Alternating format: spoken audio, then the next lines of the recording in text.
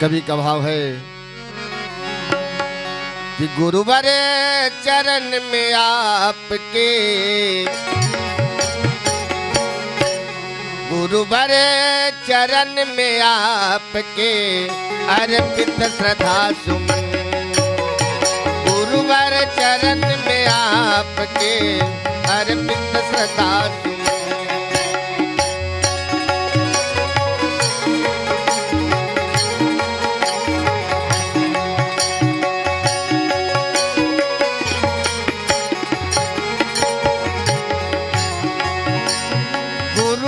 चरण में आपके अर्पित श्रद्धा सुमन, सुमन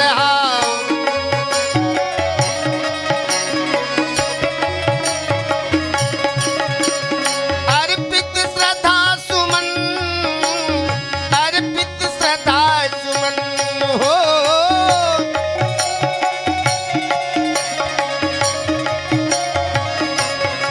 हाँ अर्पित श्रद्धा सुमन,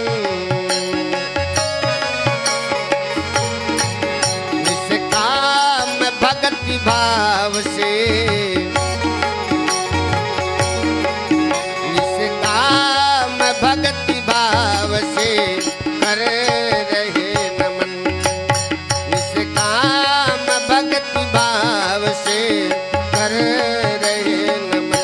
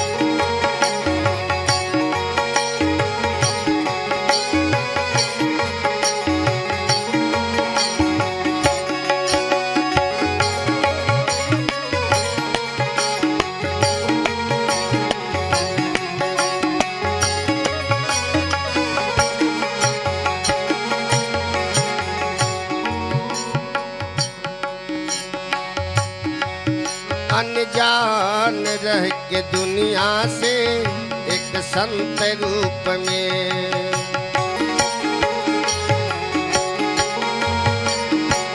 हरिओम।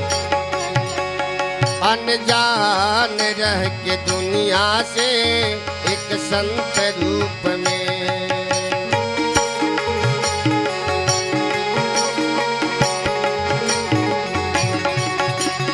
अनजान रह के दुनिया से संत रूप में।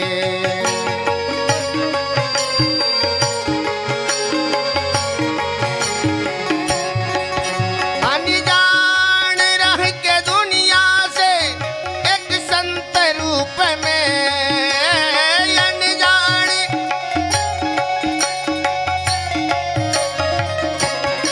हाँ हाँ संत रूप में।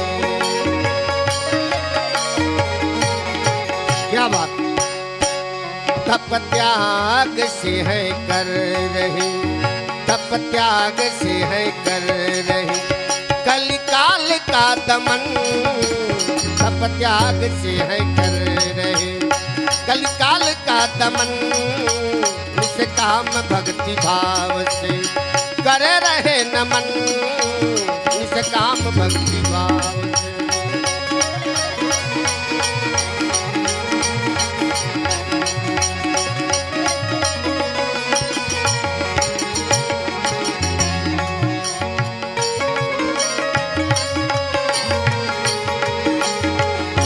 क्या बात,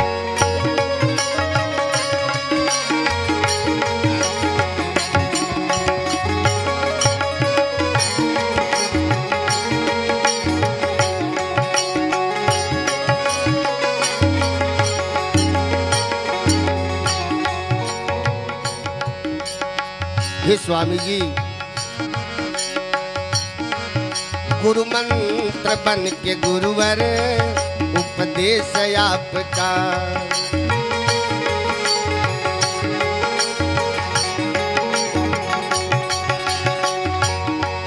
गुरु मंत्र बन के गुरुवर उपदेश आपका।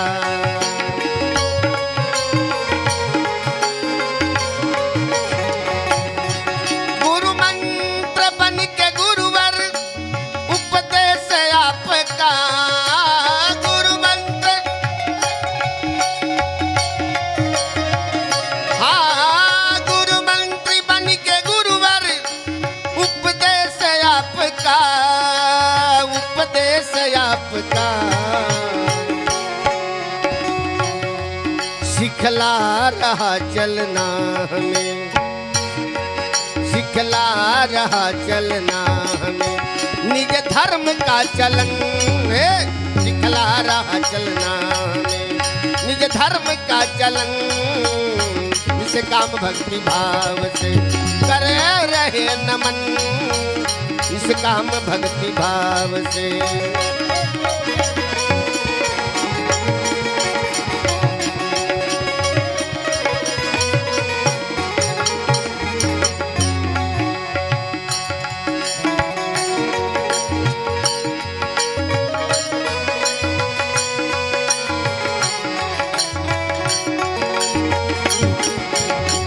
क्या बात। जानकी बैठे हैं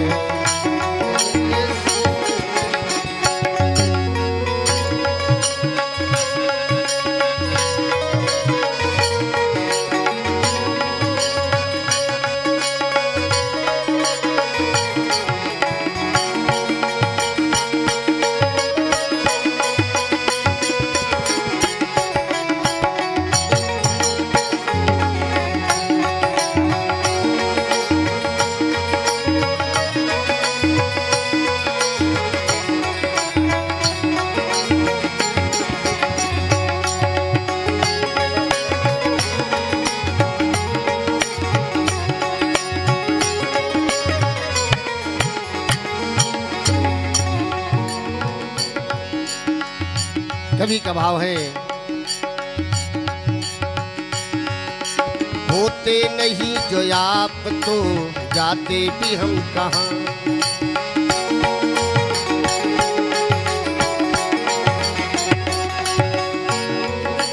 होते नहीं जो आप तो जाते भी हम कहाँ।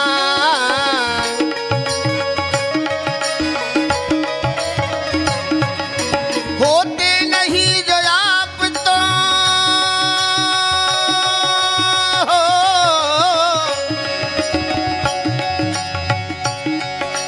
होते नहीं जो आप तो जाते भी हम कहाँ। हाँ जाते भी हम कहाँ। मिटना था ना संभव कभी,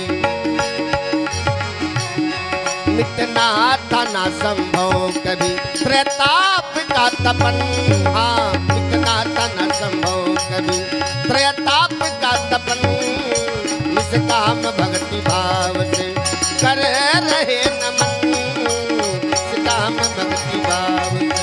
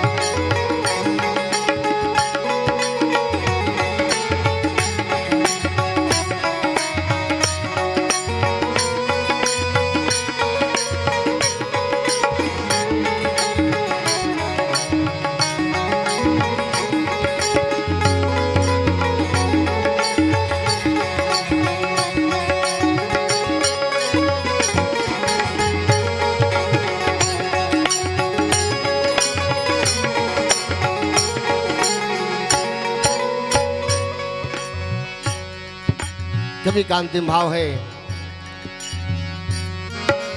दुनिया में तीर्थ राजन लाखों तो है रंजन।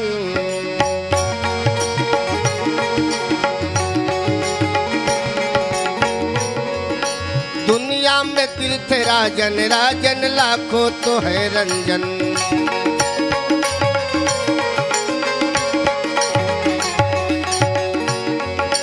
दुनिया में तीर्थ राजन है, दुनिया में तीर्थ राजन लाखों तो है रंजन हो।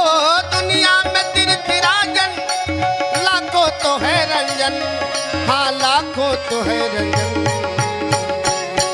मेरे लिए तो तीर्थ है, मेरे लिए तो तीर्थ है बस आपका चरण। मेरे लिए तो तीर्थ है बस आपका चरण।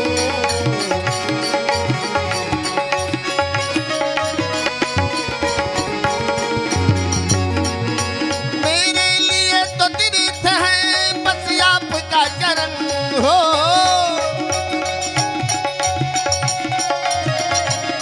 हाँ मेरे लिए तो तीर्थ है बस आपका चरण, बस आपका चरण। इस काम भक्ति भाव से कर रहे नमन, इस काम भक्ति भाव से कर रहे नमन, इस काम भक्ति भाव से कर रहे नमन। हाँ करे रहे नमन, आज करे रहे नमन। प्रेम से बोले गुरुदेव भगवान की जय।